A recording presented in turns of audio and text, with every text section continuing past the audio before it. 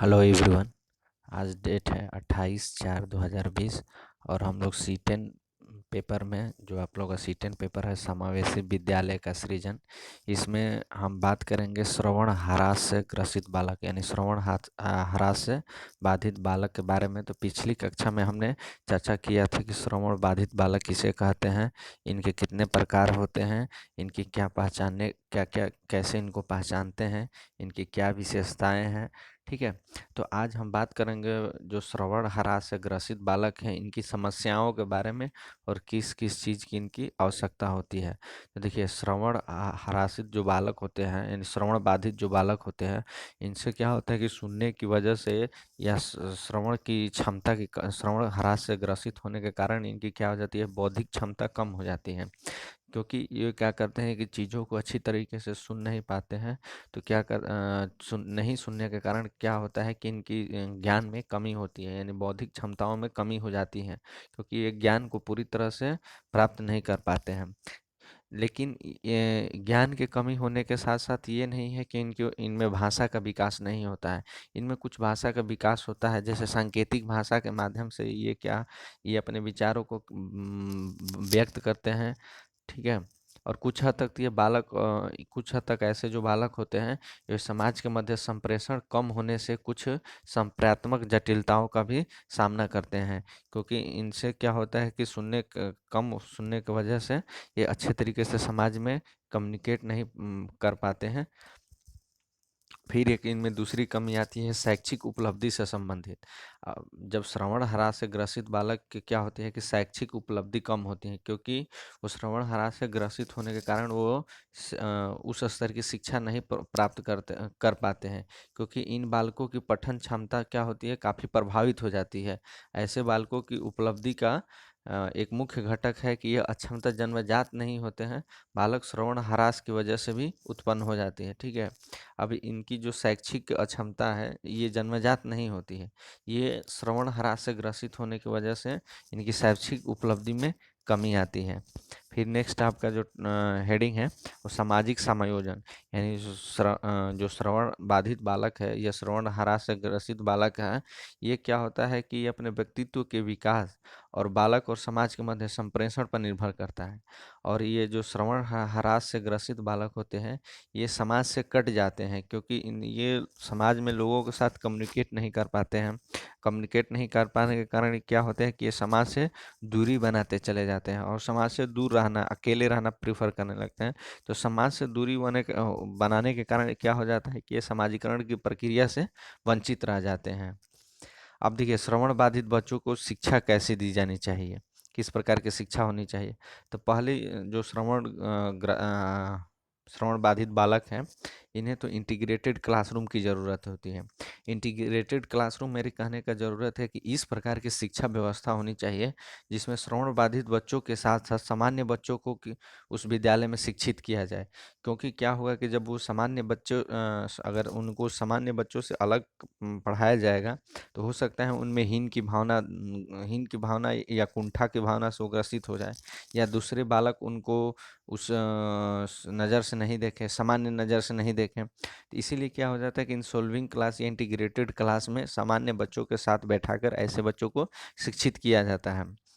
इसमें क्या होता है कि जो कम श्रवण बाधित बच्चे हैं, इनको शिक्षक द्वारा क्या किया जाता है, शिक्षित कर दिया जाता है, जो स्पेशल शिक्षक होते हैं या जो साइन लर्निंग से पढ़ाने वाले शिक्षक होते हैं। क्योंकि ऐसे जो बालक की आवश्यकताओं होती हैं और समस्याओं को एक नियमित विशेषज्ञ अध्यापक और संसाधन की कुछ सुविधाओं द्वारा ऐसे बालकों की सहायता की जा सकती है। फिर नियमित विद्यालयों में विशेष कक्षा का आयोजन किया जा सकता है। कक्षा कहने का अर्थ है उसमें ऐसी सारी व्यवस्था हो जो बालक सुन तो नहीं सकता है, लेकिन देख तो सकता है। तो कुछ ऐसी TLM हो, यानी शिक्षण लर्निंग मटेरियल हो, स्पेशल टीचर हो जो ऐसे बालकों को पढ़ाने के लिए ट्रेंड हो। तो ऐसे सब चीज़ों की हम व्यवस्था करके ऐसे बालकों को हम शिक्षित कर सकते हैं। ठीक है। आवासीय विद्यालय की व्यवस्था करा सकते हैं, जहाँ पर ये क्या होगा कि ऐसे बालक रहे, और क्योंकि आवासीय विद्यालय रहेगा तो क्लासरूम के साथ साथ क्लास के बाहर भी ऐसे बालक क्या होंगे, इनको सीखने में मदद मिलेगी, क्योंकि क्लास के बाहर भी ये क्या होंगे, ऐसे शिक्षकों के संपर्क में रहेंगे, जिससे क्या होगा कि इनके वातावरण, वैसे शिक्षक इनके क्लास से बाहर भी एक ऐसा इन्वायरमेंट तैयार कर देंगे जिससे कि ऐसे बालक उस इन्वायरमेंट में सीखते रहेंगे। ठीक है। फिर जैसे आपका संप्रेषण कौशल, यानी कुछ कम्युनिकेशन स्किल्स होती है जिसको डेवलप करके ऐसे बालकों को क्या किया जाता है, शिक्षित किया जा सकता है या पढ़ाया जा सकता है। पहला है ध्वनि प्रशिक्षण। इसमें क्या किया जाता है कि इसके अंतर्गत बालक को हर तरह की ध्वनियों की पहचानने की क्षमता को प्रशिक्षित किया जाता है। ठीक है। इसमें क्या किया जाता है कि बच्चों को ध्वनि के प्रति जागरूकता बढ़ाया जाता है, और वो क्या करते हैं, आवाज़ों में अंतर करते हैं। एक जैसे एक है कोरहाट के अनुसार जो है, वो बताते हैं कि 3 मुख्य उद्देश्य होते हैं ध्वनि प्रशिक्षण के।